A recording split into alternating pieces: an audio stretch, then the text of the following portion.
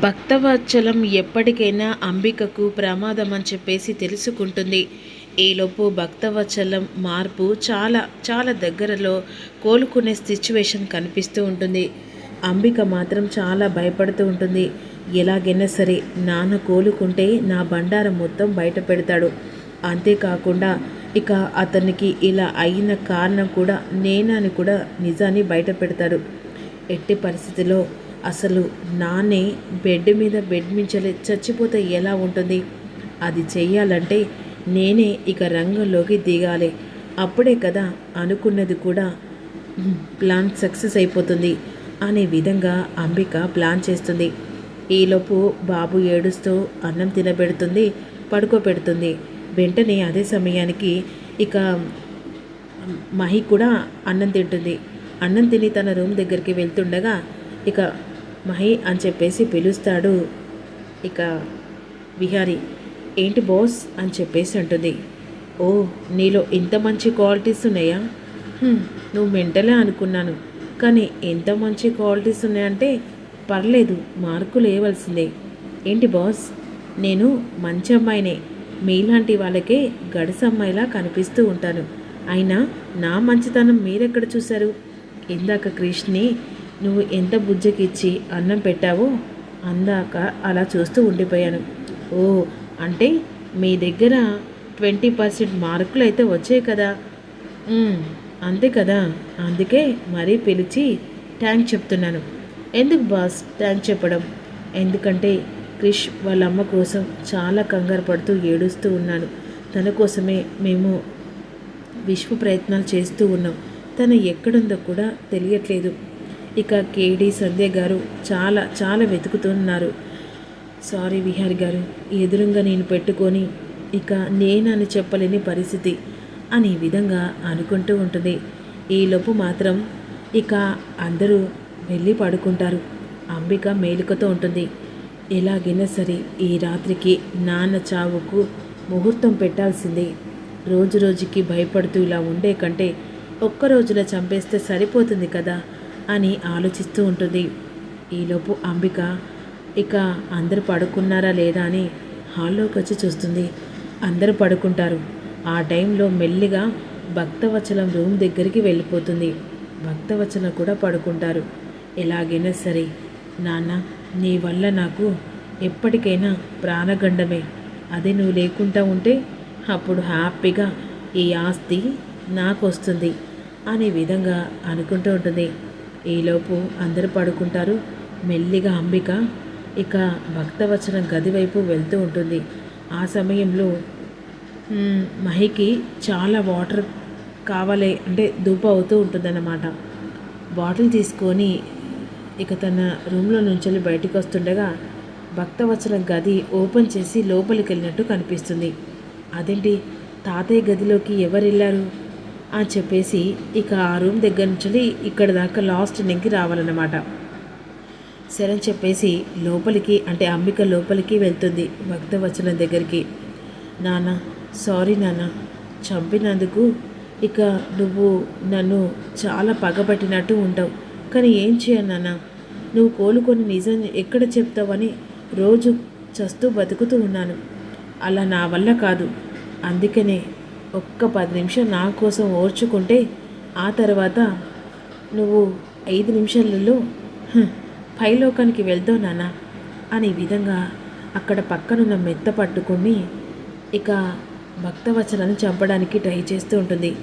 ఈలోపు లక్ష్మి డోర్ దగ్గరకు వచ్చి డోర్ ఓపెన్ చేసి చూసరికి భక్తవచలాన్ని అంబిక చంపడం చూసి తన చేతిలో బాటిల్ వదిలిపెట్టుతుంది. ఆ బాటిల్ శబ్దం విన్న అంబిక భయంతో మెత్తను పక్కన పెట్టి వాష్రూమ్ దగ్గరికి వెళ్ళిపోతుంది. ఇక వెళ్ళేసరికి వెంటనే అక్కడి నుంచి లక్ష్మి ఇటువైపు వస్తుంది. అంటే కావాలని తాతయ్య గారిని చంపాలని ఎందుకు అనుకుంటుంది? అంబికమ్మ అసలు ఏమై ఉంటుంది? కన్న తండ్రిని చంపాల్సిన అవసరం ఏమున్నది? ఏదో జరుగుతుంది ఇంట్లో, ఎవరికీ తెలియకుండానే ఈ అంబికమ్మ ఏదో చేస్తుంది అని ఆలోచిస్తుంటుంది. ఇక వెంటనే వాష్రూమ్లోకి వెళ్ళి అమ్మో ఎవరో వచ్చినట్టున్నారు, ఇప్పుడు నన్ను ఇలా చూశానంటే ఇక నాన్న చావుకు నాన్నే నేనే కారణం అనుకుంటారు.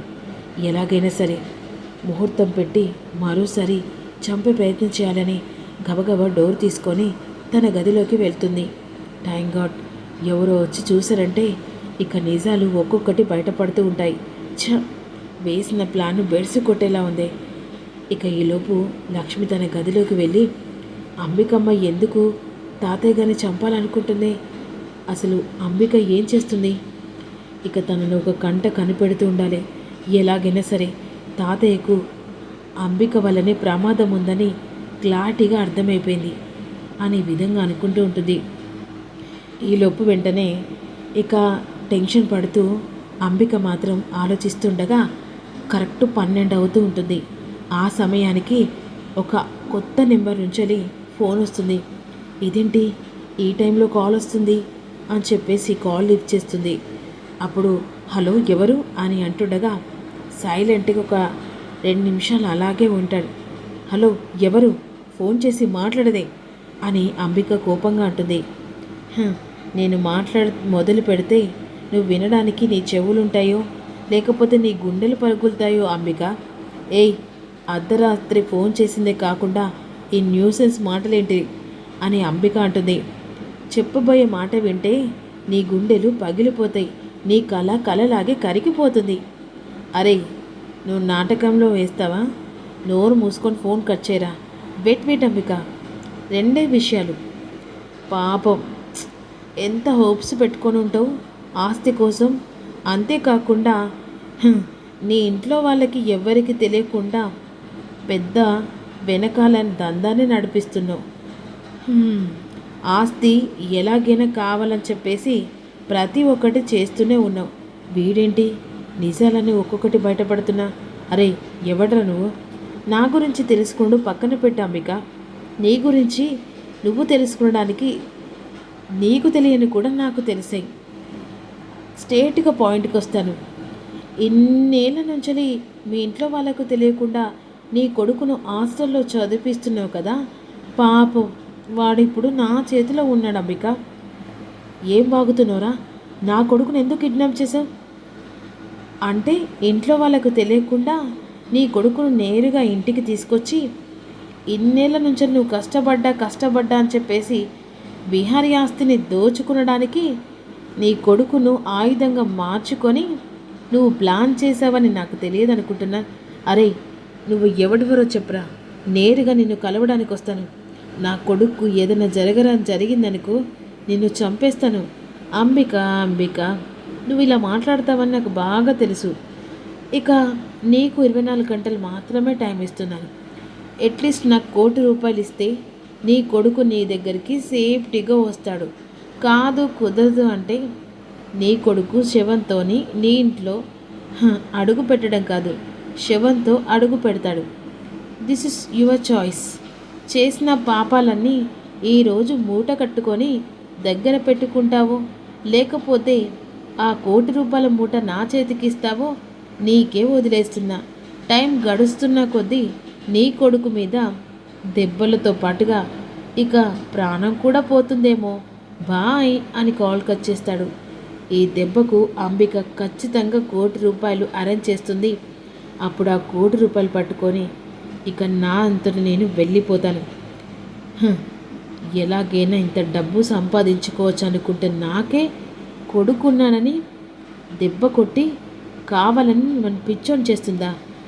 అంబిక, నీ ప్లాన్లో నువ్వుంటే నా ప్లాన్లో నేనున్నాను. అందుకే నీ కొడుకును ఇలా కిడ్నాప్ చేశాను. ఎలా ఉంది కుక్క కాటికి చెప్పు దెబ్బ. ఇక ఈలోపు అంబిక కంగారు పడుతూ నా కొడుకును కిడ్నాప్ చేసింది ఎవరా అని ఆలోచిస్తూ ఉంటుంది. మరి ₹1,00,00,000 ఇస్తుందని తెలుసుకుంది.